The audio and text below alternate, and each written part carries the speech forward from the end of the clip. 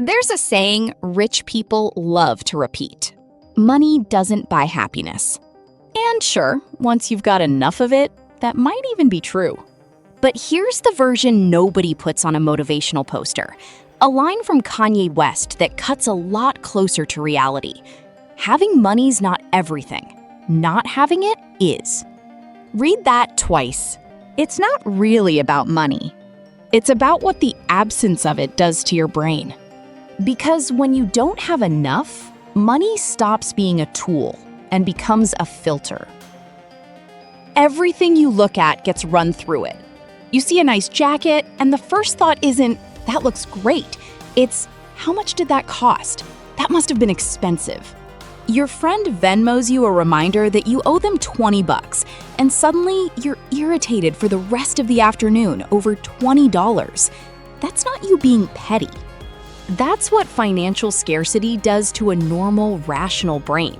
It turns you into a full-time accountant for your own anxiety, running the numbers on things that were never supposed to require math in the first place. So let's be clear about what we're really chasing here, because it's not a Lamborghini and it's not a mansion. Financial freedom isn't becoming absurdly rich so all your problems vanish. It's reaching the point where your decisions aren't hostages to survival. It's not taking the job that pays more but makes you miserable just because you need the paycheck. It's grabbing the organic groceries without doing math in the checkout line. It's occasionally treating yourself to the Uber Black instead of the cheapest option and not feeling a flicker of guilt about it. Picture that for a second. A version of your life where money has quietly stopped being the loudest voice in your head. That's the actual goal. And here's the part that should give you hope. None of this requires winning the lottery. It requires 4 steps, done in order, and by the end of this video, you'll know exactly what they are and why the order matters more than you think. Step 1, build a strict, boring, non-negotiable emergency fund. Not $10,000, just $1,000. That's the baseline, and the amount matters less than the rule around it. Dave Ramsey once told a story about someone who put their emergency cash inside a picture frame that literally said, break glass in case of emergency. That's the mindset you need. This money is not beer money. It's not vacation money. It is not, under any circumstances, engagement ring money, no matter how good the excuse sounds in the moment. It exists for exactly one category of event: the car that dies on the highway, the water heater that floods your basement at 11 p.m. The thing that, if you didn't have this fund, would completely derail your month. And here's the uncomfortable truth behind why this step even works. Everything that can go wrong eventually will. Not might. Will. Picture 2 versions of the same person. Version 1 has no cushion, and their transmission gives out on a Tuesday. That's a $1,500 repair bill they don't have, so it becomes a call to their parents, or a maxed-out credit card charging 22% interest for the next 2 years.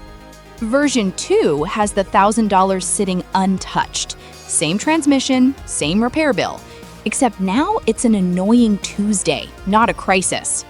Nothing about their income changed. Only the buffer did. That shift from disaster to inconvenience is the very first taste of financial freedom most adults ever feel.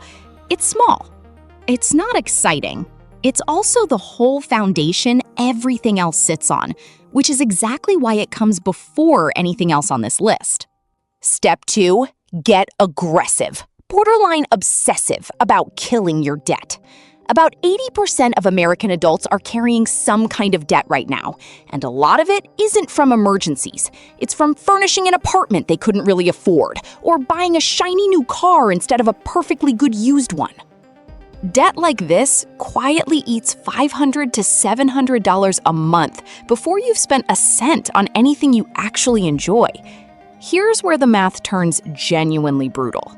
Say you've got $100,000 in student loans at 5% interest over a 20-year term, and you only ever pay the minimum. You would think you're paying back $100,000 plus a little interest. You'd be wrong.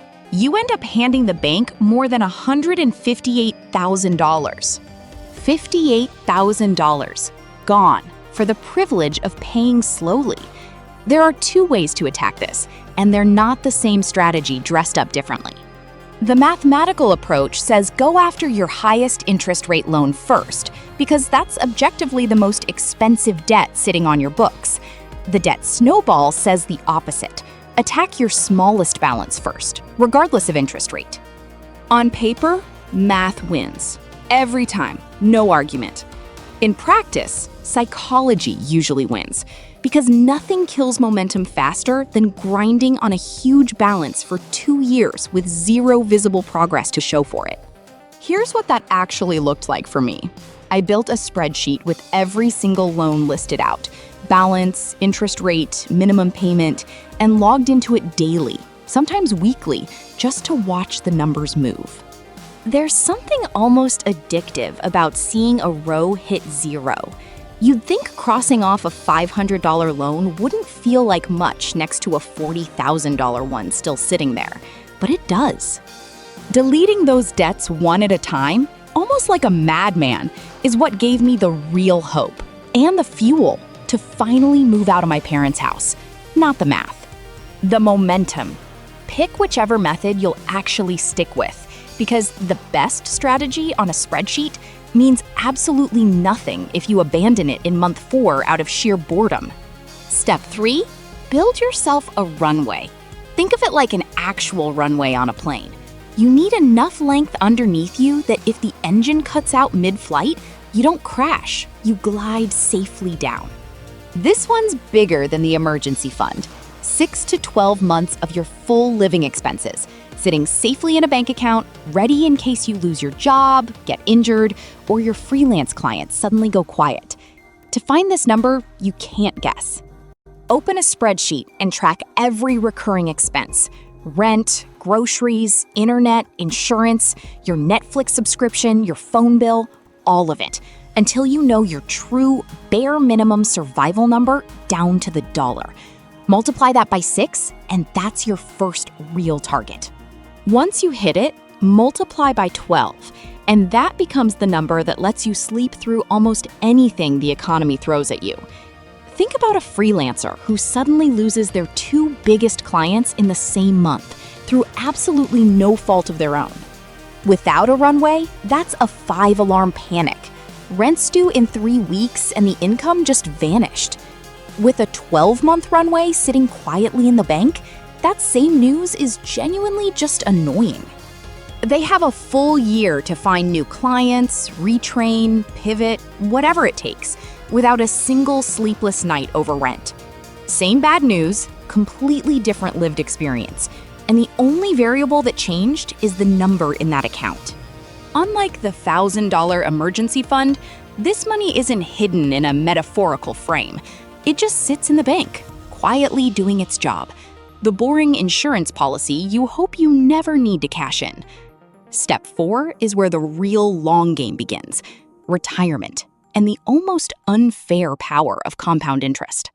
Personal finance is basically an exercise in short-term sacrifice for long-term dignity, and a lot of people put off their 401k for years, either out of confusion about how it even works or a weird resentment toward the friend who won't stop bragging about their stock picks. Ignore both feelings. Here's the number that should change your mind. Put $10,000 into a 401k at age 20, at a 10% average annual return, and never touch it again. By age 70, that $10,000 has grown into over $1.1 million. You didn't add another cent after that first deposit. The money made money, and then that money made more money on a loop for 50 straight years. That's not a trick, and it's not luck. That's just what happens when time and compounding are allowed to run uninterrupted. The same reason a snowball rolling downhill ends up so much bigger than the one you started with at the top. For where to actually put that money, Low-cost mutual funds tracking something like 90% stocks and 10% bonds are a common, sensible starting point. Nothing exotic, nothing you need a finance degree to understand. Funds that mirror the broader economy, something like the S&P 500, which has averaged a 10 to 12% annual return since 1957, do the heavy lifting for you over decades. The catch is entirely emotional, not mathematical. Don't check the account every day, and do not panic when the market crashes, like it did in 2008. On a 30-year timeline, a 2-year dip is a rounding error. The market has recovered from every single crash in its history, and the only way to truly lose money in it long-term is to sell in a panic at the bottom. One more thing. These 4 steps aren't a rigid, one-size-fits-all sequence carved in stone. If your employer offers a 401k match, take it immediately, even if you're still hammering away at Step 2's debt. That match is free money, and free money doesn't wait around for you to finish your spreadsheet first. Last piece of advice, and it costs you almost nothing. Read at least one personal finance book a year. Something like The Total Money Makeover or I Will Teach You to Be Rich will do more to keep you focused than any amount of scrolling finance content on your phone. It's easy to get pulled towards shiny objects, a hot stock tip, a crypto trend, whatever's loud this month. And a single grounding book a year resets your priorities before that noise gets expensive. You'd be surprised how many people who lose money in these fads never read a single book on the subject first. Now, before you go, I want to be honest with you about something. I run a Patreon, and normally that's exactly where I'd tell you to go support the channel. Not today, and not for you if any of this describes you right now. If you're currently in debt, if you're actively trying to cut expenses, if you find yourself stressed out over the price of a cup of coffee, please do not send me $1. I mean that. Your financial health and your ability to sleep at night matter infinitely more to me than any channel support ever could. Get through these 4 steps first. Get your own house in order. That's the only donation I actually want from you.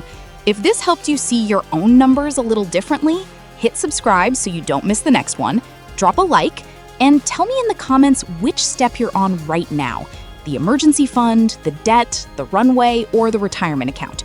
I read every single one. And I'll see you in the next video.